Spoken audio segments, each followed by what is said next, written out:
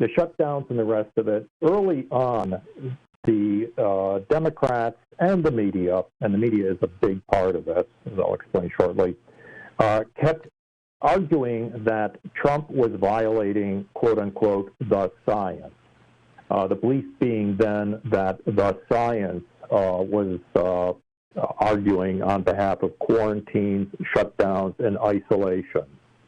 And they've never stepped back from citing this authority, science, on behalf of the most restrictive possible measures in dealing with the coronavirus. And I think, Dennis, that has a lot to do with something that is even a bigger goal in the minds of Democrats and the media, and that is climate. That is the Green New Deal.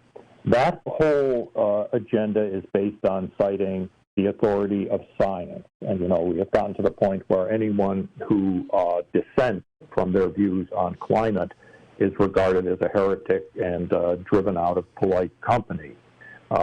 Trump, of course, pulled us out of the Paris Climate Accord, and now he, in their mind, is doing the same thing, violating their authority with the coronavirus. I think the two are connected, and since they're both ultimately political goals on their part, they're not going to let any kind of reality intrude, and especially with the coronavirus. Man, that started back in February or March. We've learned a lot about the science of the coronavirus.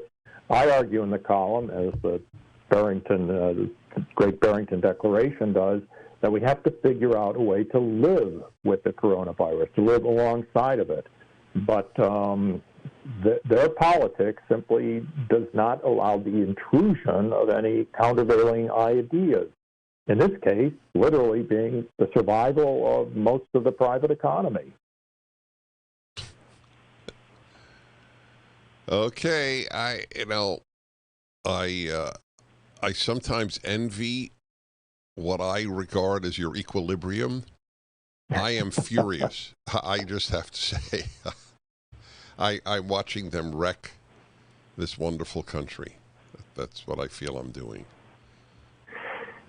Well, I'll leave you with this. There's an article in the Wall Street Journal today, just put up this morning, about the mass resignation of police chiefs across the United States, Dennis, and the inability of cities like Minneapolis and Dallas to attract anyone else who wants to take the job of police chief in these great American cities. Explicitly, they're saying because of the lack of political support in those cities. And so I agree with you. I think we're on the brink of seeing something pretty grim taking place. I mean, once you lose the security function inside U.S. cities, the criminal element will recognize it, and I think over the next 12 months, it's going to start manifesting itself. It's going to be very disturbing.